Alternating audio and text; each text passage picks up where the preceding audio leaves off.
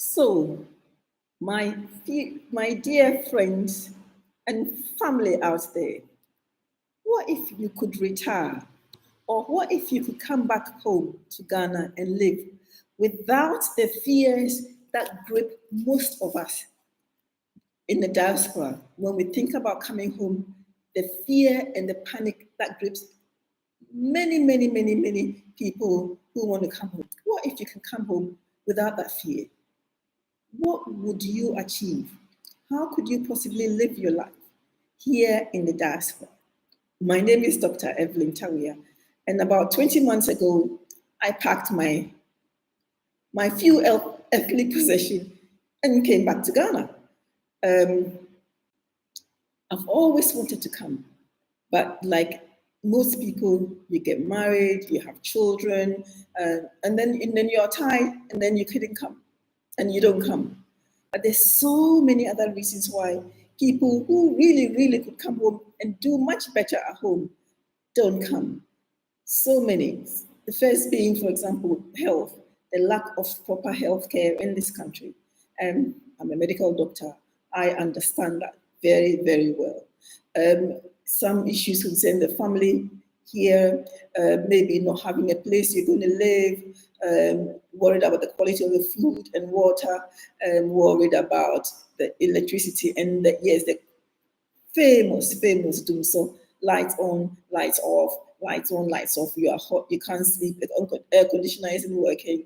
The internet, my biggest challenge, the internet, because I am a phone baby like most people.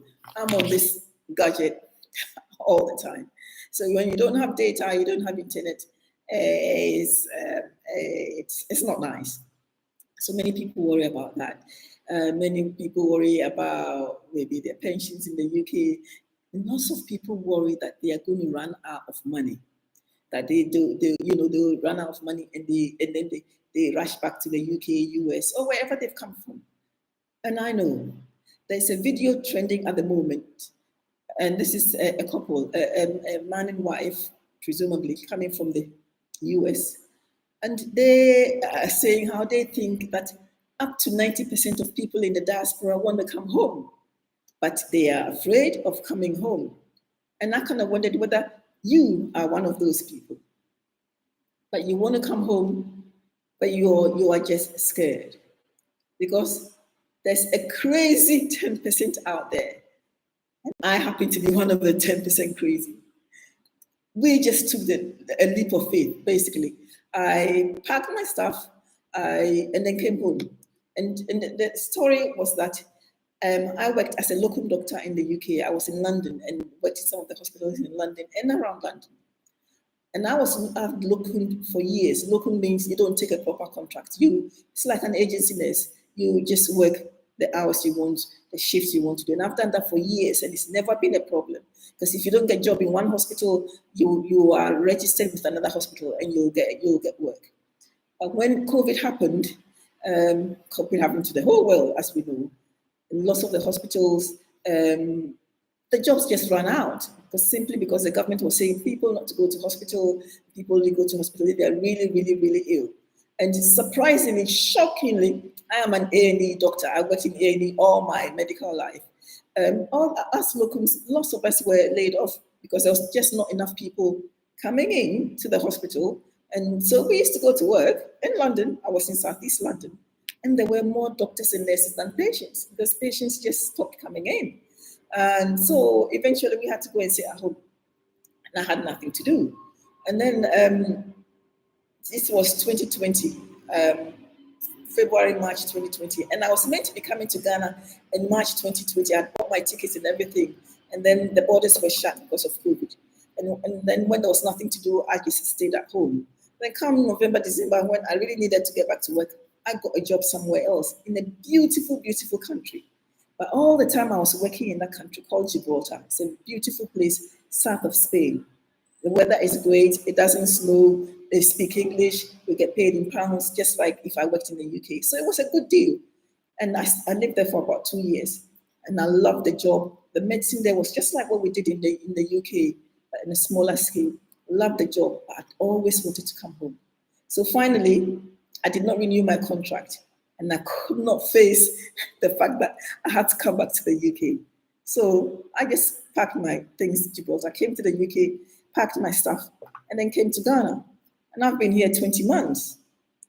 And I would like to say that, yes, those of us who do that, we could either be mad, crazy, stupid, foolish, whatever it is you want to call us, but we are here because there's a few of us here. I'm not the only one, there's a few of us here. But I am living the life of my dreams.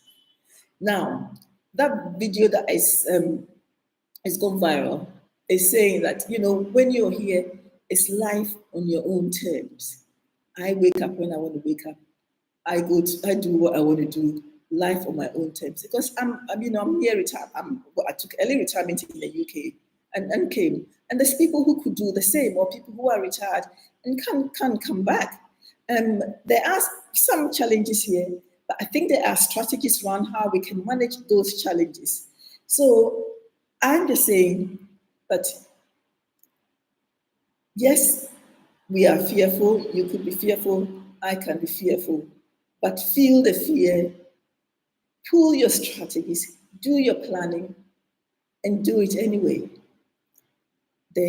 So many people will give you so many reasons. In that video, they were saying there was somebody who came 4 times wanting to settle, and 4 times he'd had to go back to the US. I know of a few people who've come once or twice and have gone back. I know. But it is possible because there's others who have come and are living here and are living a very, very fulfilled life, doing the kind of things they've always wanted to do that they were not able to do because life kind of happened in the UK and the US, and you're never able to, achieve it. So, for example, is it, that little business that you've always wanted to do, or that painting you wanted to do, or the farming you wanted to do, or setting up a school, or just coming home to relax? There's nothing wrong with just being here and enjoying the fresh food. Now, I know people worry that it might not get the frozen vegetables. Certainly, that was one of my worries. I can't get the frozen vegetables I need, the food and whatever that I need. But I've come to realize people here are growing their own things in their little backyard, in buckets, in whatever, in their backyard. You can have the tomatoes you need, you can grow all that yourself. And Nate, what stops you living out of Accra, for example, or the big city? Because lots of us would want to settle in Accra or Kumasi or any of the big cities. But what stops us living outside Accra? Or have your little farm where you grow everything that you need, fresh and organic. That excites me no end. So I'm hoping to share some of these things with you, some of the things that we've grown on our farm, some of the things that I'm going to be bringing home to Accra here to grow, and share all that with you and see whether you could be doing that yourself.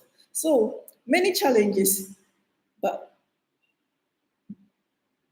really rewarding, a rewarding kind of life for me, maybe a fulfilling life here for me. So we'll not keep this video too long. This is just an introduction to the kind of things that I'd want to be talking to people about. Now, I've done a few short live videos, and the questions are that why have I come home? There's people who want to, go to the UK and the US, especially the youth. I know that people want to go while some of us want to come. That is life. Some go, some come. I mean, I've got no problems with it. I'm happy to talk to people about why I'm here, and maybe even to people about strategies that they can put in place if they want to go. So this video is going to end here, but my next video will be coming up shortly. So if you're already not a subscriber, please subscribe, and I will be posting some videos, daily videos. I'll be doing daily lives, but I'll be doing the short videos daily. And then, every week, I hope to do something slightly more extended. And if you've got questions, you've got contributions, by all means, put them in the comments below. I am available to maybe for further discussion. So I shall leave my email address below. And if you feel you need to contact me, we'll do it that way. But really, I am also looking, maybe there's a bit of a selfish thing here for me, but I'm also looking for other people in the diaspora who've come and are here, or people who want to come, because nothing stops us forming a beautiful community. There are communities out there, of like-minded people, so we can share ideas, do things, how we manage the challenges. Nothing stops us coming together and building the life that we want. Thank you so much for listening in. Can't wait to connect with you on the next video. Bye-bye for now.